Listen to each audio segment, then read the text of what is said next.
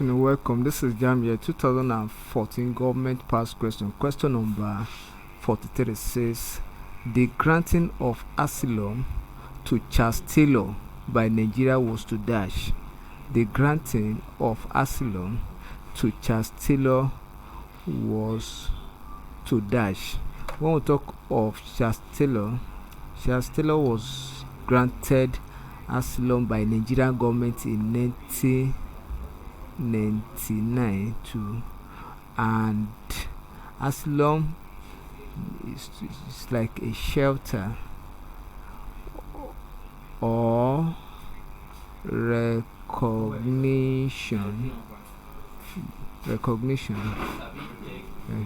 given to Charles Taylor. So, and it was given to him based on the dash: A. Protect Nigerians in Liberia. B. Promote peace in Liberia.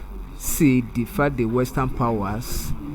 D. Control Liberia. You know what it means to control. Then to defy the Western means to frustrate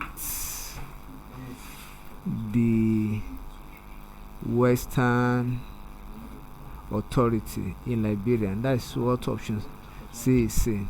But the essence of giving him this recognition by Nigerian government at that time is to promote peace in Liberia, because it was during Liberian